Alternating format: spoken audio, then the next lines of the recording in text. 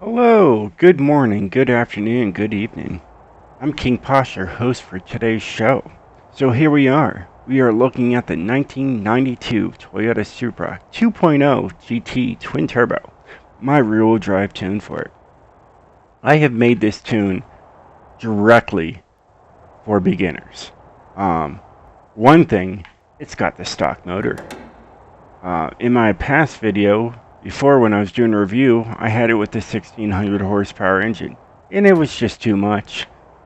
Too much to handle, too much just, all over the place. I was like, well, I cannot share this. Not to anybody. So I scrapped the idea, and I went back to the basics, and I used the original motor. I do have a roll cage in there. And I know a lot of you guys like to have a roll cage in your cars, so I said, you know what, why not? I'll do it for you guys. Not a big deal. If you want the tune, it's right here. It's King's rear-wheel drive drift. It's got 480 horsepower, 416 pounds of torque, and it weighs 2,800 pounds. It's pretty light. It's got ample power to kick it sideways. What else would you really want? Also, it's got an A-Class 792. That's the highest I could get it to A-Class 800. So that's what we went with. When you click on it, it says Super Easy Rear-Wheel Drive, Best Beginner Drift Car, second, third gear setup. It's a smooth drifter. It's not really a punch drifter, but it's just a smooth sideways car. It's so much fun, and I highly recommend you guys trying it out. So here we're going to look at everything, what I've done to it. We got the stock powertrain. You can do, the 3.0 in there, but I don't recommend it. It's got too much power, and it's just ridiculous when you're doing rear-wheel drive. Now, if you don't fully upgrade it, maybe. But for right now, we're just going to stick with what we've got. Alright, got the stock twin turbo. I did look at the single turbo. It could have probably saved a couple pounds, but when I upgraded it fully, it was the same amount of power, so I was like, I won't do that, because if you do that, you can't open up the engine. And everybody wants to see their engine. Body kits, I chose not to put the wide body kit on there. It adds substantial pounds to it. I mean, look, 2,800 pounds, and they go right up to 3,230. That's just too much for this engine. You'd be struggling so much going up the hills on needle climb with it. The aerodynamics of this car, I have the Do-Luck on there. You do have these other options on here to do, but I looked at this one and it just looks sweet. What do you guys think? It looks like it's made for the car. Alright. For the rear wing, I didn't like the little middle section there, so I got rid of it. And it looks a lot better. There are other options here. This is also a beautiful section to it. I like that one too. But I know a lot of you guys always say, "Gosh, no, get rid of it." So I did. I used the Boom-X here just to counteract with the side molding. There is other ones here that you could run, but it just looks good with this side right here for the Do-Luck. Here's the other options you could go for, but this just works. I mean, look at that. They're pretty much even. Tires, I brought it up to a street tire compound, just to give you some extra grip. I know we could run stock, but it can get messy at times, so I just gave you guys a little bit more grip, just to help you out. I gave you a little bit max, just so it looks good. I mean, it's not much of a difference, but on the track, it definitely helps you. For the rims, I went with my favorites, the TC105Ns. They're full carbon fiber. That's the whole reason why I use them. I know you guys have always wanted me to have big rims, so I went with the 19s in the front and 19s in the rear. Alright, here I went all the way maxed out. You don't have to. I mean, it looks ridiculous to me, but I mean, that's me. Here's what I would, really do. Is just make them like close to flush. But it works out. Regardless. Everything else here is going to be in race for you guys. Alright, and when you're always tuning your cars, you always want a race differential.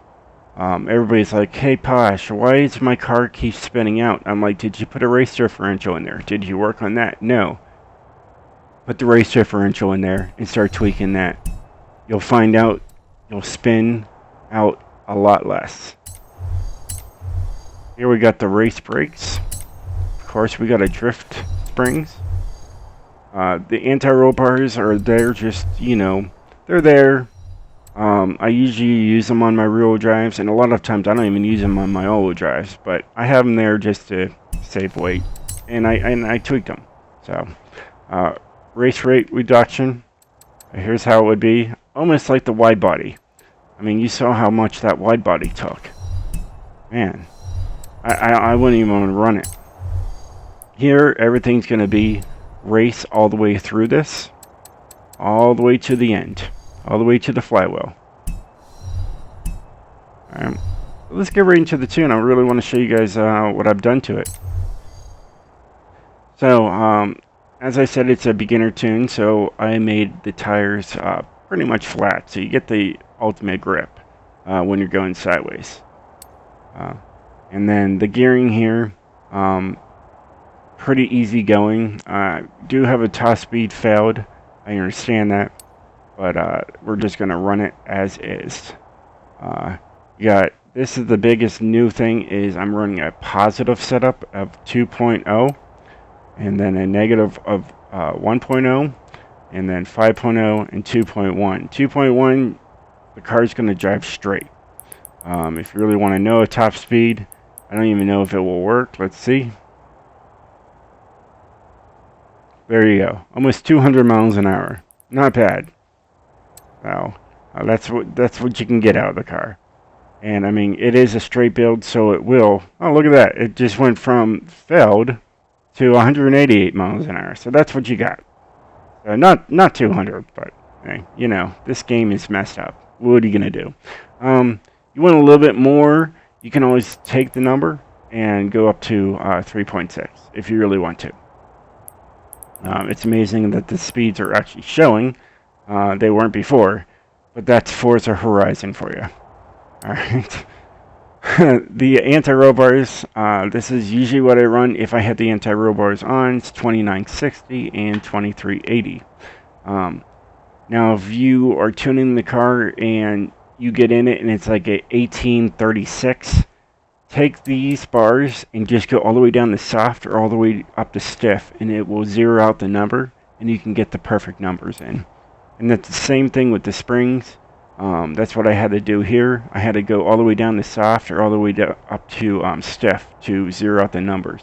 Get closest to a 0.0 as possible. Ride height, I had it as even.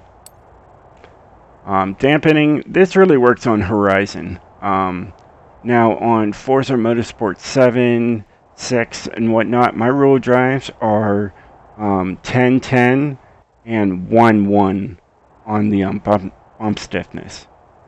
But on Horizon, it's completely different animal, so this is what I run.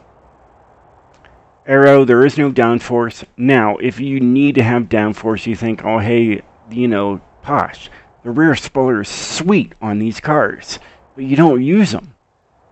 Take the rear, put it down to speed. It's not going to be like my tune because of the downforce on there, but it's going to be close. And that's all I can really tell you what to do, Everything just down to speed. That's what you got to do. Braking, it's rear-wheel drive. You really don't have to really worry about braking too much. just leave it stock. Don't even touch it. Differential, just leave them on high. Put them all the way up to high, and that's all you gotta do. Make it easy on yourself. Do I want to save? No, because I was messing with things. And there you have it. I mean, that's the tune, and it is an easy tune. It's a lot of fun just to kick sideways, go into like the city of Horizon, and just go sideways with it. It's a lot of, you love it.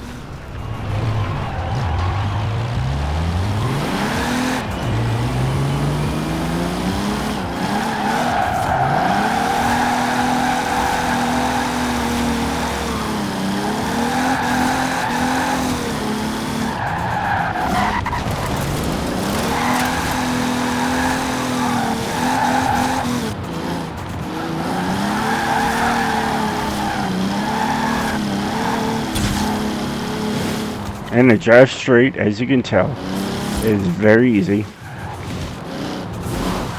In this,